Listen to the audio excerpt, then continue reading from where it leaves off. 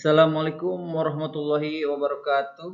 Alhamdulillah pada saat ini kita bisa berjumpa dalam pembelajaran sosiologi kelas 12. Adapun kelas 12 kita pada bab 1 akan membahas tema tentang perubahan sosial dan dampaknya dalam kehidupan masyarakat. Tujuan pembelajarannya yang pertama, menjelaskan perubahan sosial dan sebab-sebab terjadinya perubahan sosial. Yang kedua, menjelaskan perubahan sosial dan perubahan hubungan antar individu dan antar kelompok. Yang ketiga, mengidentifikasi perubahan sosial dan dampaknya terhadap kesenjangan sosial di masyarakat. Dan yang keempat, menjelaskan perubahan sosial, kemajuan masyarakat, dan perkembangan masyarakat menuju kehidupan masyarakat yang demokratis. Perubahan sosial dan sebab terjadinya perubahan sosial. Yang pertama, pendapat dari Selo Sumarjan. Hakikat perubahan sosial menurut Selo Sumarjan, dia menyatakan bahwa perubahan sosial adalah perubahan pada lembaga-lembaga kemasyarakatan di dalam sebuah masyarakat yang memengaruhi sistem sosialnya. Apakah itu nilai, sikap, dan perilaku di antara kelompok-kelompok dalam masyarakat. Itu pendapat Selo Sumarjan. Jadi perubahan sosial itu adalah perubahan pada lembaga-lembaga kemasyarakatan dalam sebuah masyarakat yang mempengaruhi sistem sosialnya, termasuk nilai, norma, sikap, dan perilaku di antara kelompok-kelompok dalam masyarakat itu. Yang kedua, hakikat perubahan sosial menurut George Ritzer. Dia menyatakan bahwa perubahan sosial mengacu pada variasi hubungan antar individu, kelompok, organisasi, kultur, dan masyarakat pada waktu itu. Maksud variasi di sini adalah berarti ada hal-hal yang memang selalu tidak sama, berbeda antara satu waktu ke waktu dari masyarakat ke masyarakat. Itu hakikat dari perubahan sosial menurut George Ritzer. Kemudian, mengapa perubahan sosial itu selalu melekat pada masyarakat dengan kebudayaannya? Yang pertama, masyarakat seringkali menghadapi masalah-masalah baru. Dengan adanya masalah baru, masyarakat kemudian berpikir, sehingga kemudian mencari solusi sesuatu yang memang sebelumnya tidak ada atau belum ada, maka menghasilkan sesuatu yang baru, muncullah perubahan. Yang kedua, ketergantungan hubungan antar warga pewaris kebudayaan. Perubahan sosial terjadi ketika ketergantungan antar warga pewaris kebudayaan itu tidak terlalu kuat. Kalau hubungan antar warga pewaris kebudayaan terlalu kuat, maka yang terjadi itu semacam manut, selalu mengikuti apa saja yang sudah dilakukan dan selalu dilakukan oleh nenek moyangnya. Ketika ada hubungan yang tidak terlalu kuat tentang pemikiran, kemudian ilmu pengetahuan, maka itu akan menghasilkan sesuatu yang tidak selalu sama dengan apa yang dilakukan oleh nenek moyang atau para pewaris kebudayaannya, sehingga menghasilkan sesuatu yang tidak selalu sama dan berbeda dengan apa yang sudah dilakukan sebelumnya, sehingga menghasilkan sebuah perubahan sosial. Yang ketiga, lingkungan yang berubah. Ketika dulu masyarakat itu adalah lingkungannya adalah subur, makmur, banyak air, maka masyarakat cenderung mata pencariannya sebagai petani. Ketika lahan pertanian mulai sempit, kemudian air mulai berkurang, lahan pertanian mulai tidak subur, maka tidak semua masyarakat kemudian bergantung hanya pada pertanian. Maka bergeser pada mata pencarian yang lain. Muncul perdagangan, muncul industri, dan mungkin profesi-profesi yang lainnya. Itulah yang kemudian menuntut masyarakat yang kemudian menghasilkan perubahan. Selanjutnya, secara umum, kecenderungan masyarakat untuk berubah sangat dipengaruhi oleh faktor-faktor berikut ini. Yang pertama, rasa tidak puas terhadap keadaan dan situasi. Yang kedua, timbulnya keinginan untuk mengadakan perbaikan. Yang selanjutnya, yang ketiga, yaitu kesadaran akan adanya kekurangan. Sehingga kemudian tadi nyambung dengan yang nomor 2, ketika menyadari akan ada kekurangan, maka ingin melakukan perbaikan. Karena Nyambung juga dengan yang pertama, rasa tidak puas dengan situasi dan kondisi sehingga menghasilkan sesuatu hal-hal yang mungkin sebelumnya tidak ada. Itu yang ketiga.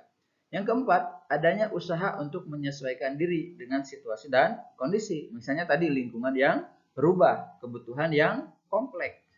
Yang kelima, banyaknya kesulitan. Ketika banyak kesulitan, maka di sana masyarakat yang di dalamnya adalah terdiri dari manusia-manusia yang berakal, maka berpikir untuk bagaimana mencari solusi atas berbagai kesulitan tersebut. Sehingga menghasilkan sebuah perubahan di mana ada sesuatu yang berbeda, tidak selalu sama dengan yang sudah ada sebelumnya. Yang kedua, sikap terbuka. Sikap terbuka di sini berarti sikap terbuka akan menerima hal-hal yang tidak selalu sama dengan apa yang sudah ada. Menerima sesuatu yang berbeda dengan apa yang sudah ada. Ini menghasilkan sebuah inspirasi, sebuah inisiatif, kreativitas baru untuk menghasilkan sesuatu yang berbeda dari yang sebelumnya.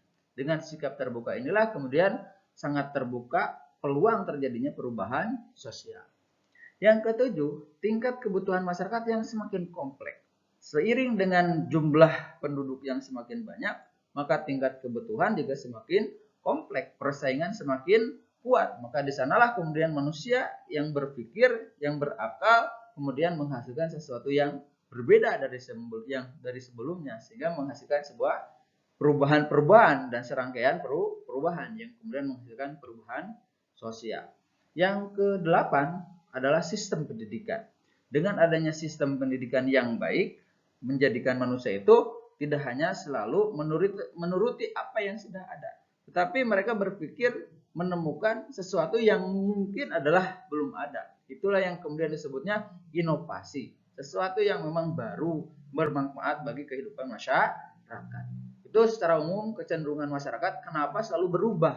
Kurang lebih gambarannya adalah hal-hal tersebut mempengaruhi kehidupan masyarakat, kemudian masyarakat selalu melekat dengan perubahan.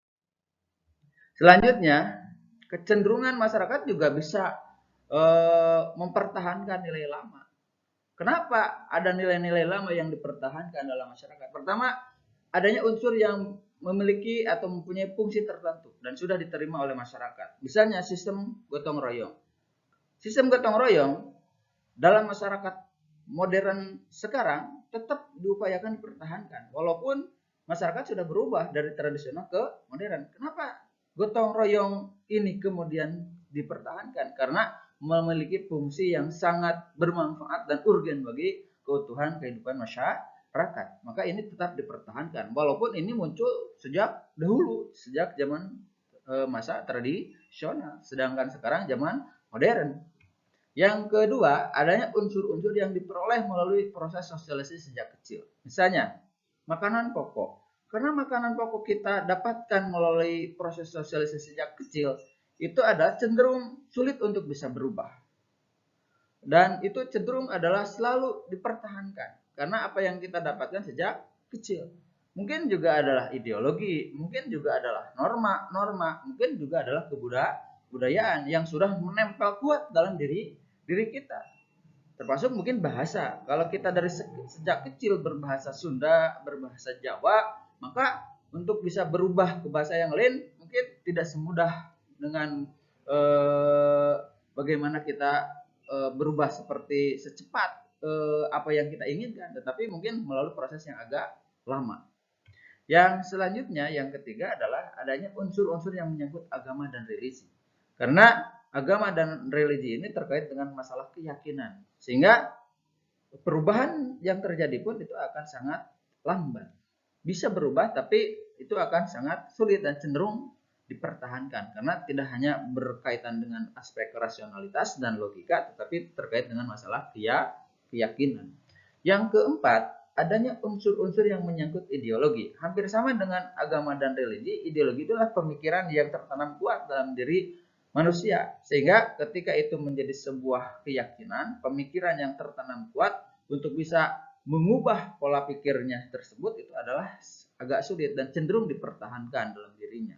Itu adalah hal-hal yang cenderung dalam diri manusia atau masyarakat dipertahankan. Selanjutnya, karakteristik perubahan sosial. Di mana perubahan sosial itu adalah selalu terjadi dalam kehidupan masyarakat. Tidak ada masyarakat yang berhenti berkembang. Karena setiap masyarakat mengalami perubahan, baik lambat maupun cepat. Intinya ada masyarakat, ada perubahan. Ada perubahan, pasti ada masyarakat. Kenapa masyarakat selalu identik dengan perubahan? Karena masyarakat itu adalah masyarakat yang terdiri dari kumpulan manusia yang memiliki akal, pikiran, sehingga selalu berubah, dinamis. Sehingga ada masyarakat, pasti ada perubahan.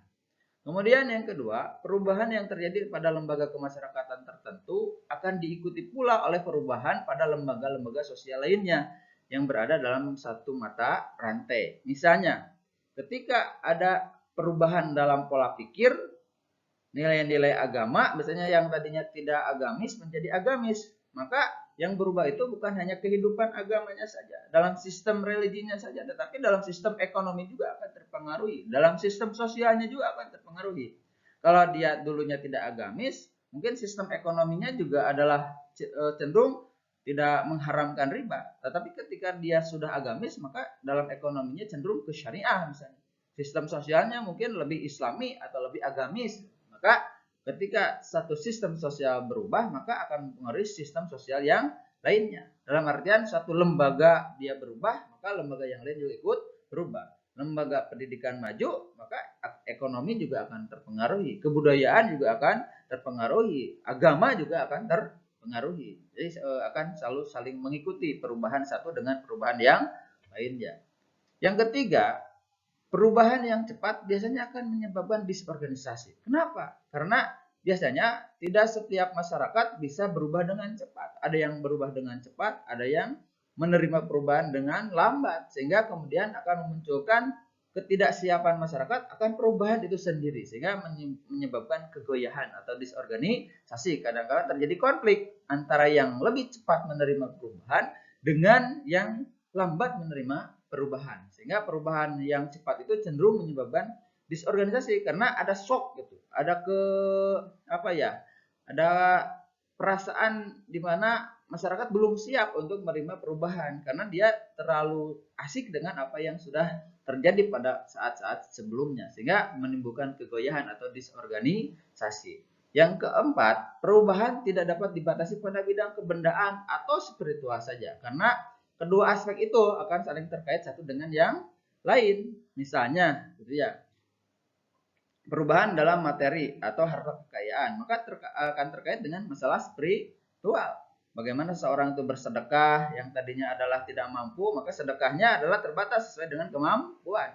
Maka ibadah yang lain yang terkait dengan masalah keuangan, masalah ibadah haji juga akan sangat terkait kaitannya antara kebendaan dan masalah spiritual.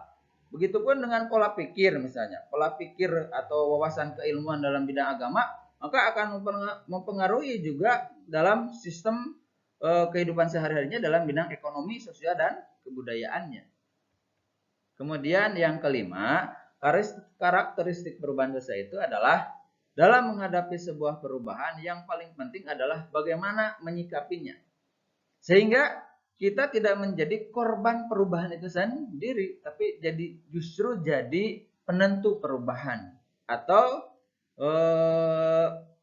menjadi agent of change. Jadi sebuah penentu atau bahkan menjadi inisiator perubahan. Contohnya misalnya begini, ketika sekarang gencar perubahan dalam ilmu pengetahuan dan teknologi, justru kita tidak menjadi korban perkembangan teknologi, tapi justru setidaknya bisa memanfaatkan teknologi, bahkan membuat teknologi baru. Bukan malah kita diperbudak oleh teknologi. Misalnya dengan adanya teknologi baru, handphone yang sangat canggih, kita malah diperbudak oleh handphone, oleh HP. Kemudian habis waktu kita digunakan untuk menggunakan HP, misalnya untuk main game dan sebagainya. Justru yang baik itu bukan malah menikmati game kemudian menghabiskan waktu, tapi bagaimana menghabiskan waktu, misalnya membuat sebuah teknologi baru, game baru, aplikasi baru, itu adalah penentu perubahan dan korban perubahan. Kalau sekarang kita malah asik dengan teknologi, habis waktu dengan teknologi, bukan menghasilkan teknologi, bukan menghasilkan sebuah terobosan baru, inovasi baru, berarti kita sebetulnya Dengan adanya perubahan malah jadi korban perubahan itu sendiri. Yang seharusnya kita adalah menjadi agent of change, penentu perubahan, atau adalah inisiator perubahan. Bagaimana sekarang teknologi begitu maju, kita misalnya sebagai generasi muda, pelajar, bagaimana sosial media begitu berkembang dengan pesat. Bukan malah menikmati sosial media, kemudian kita lupa akan belajar, tapi justru kita bisa belajar melalui sosial media atau media sosial. Nah, maka hal tersebut akan cenderung selalu kita pandang positif. Dan ingat bahwa yang namanya perubahan sosial itu ada dua kemungkinan. Pertama, perubahan sosial dalam bentuk kemajuan atau progres, perubahan sosial progres, dan ada perubahan sosial regres, yaitu mundur. Ketika sekarang mungkin kita mengalami masa modernisasi dan globalisasi, ada dua kemungkinan pada diri kita. Pertama, kita adalah menjadi korban perubahan, maka apa yang ada di diri kita justru regres, mundur. Karena kenapa? Kita malah bukan menghabiskan waktu untuk belajar, tapi kita malah habis waktu untuk menjadi konsumen perubahan, konsumen modernisasi, konsumen teknologi, dan habis waktu kita bukan untuk belajar. Jadi kemungkinan menghasilkan generasi-generasi yang malas, generasi-generasi yang tidak maju. Justru seharusnya dengan teknologi yang begitu canggih, kita semakin terbuka untuk bisa belajar lebih lagi. Kalau dulu mungkin kita bisa belajar hanya dengan guru saja, hanya dengan buku saja, sekarang bisa kita belajar melalui apa saja. Mau online, mau melalui berbagai media dan sebagainya. Maka sangat terbuka peluang bagi kita justru untuk maju. Justru di sanalah kita akan terbuka peluang untuk bisa lebih baik dan bisa mengalami perubahan sosial itu sendiri secara positif. Berarti kita sebagai penentu perubahan, bukan malah menjadi korban perubahan. Sekian dulu mungkin materinya, kita lanjut pada materi selanjutnya yaitu teori-teori tentang perubahan sosial. Assalamualaikum warahmatullahi wabarakatuh.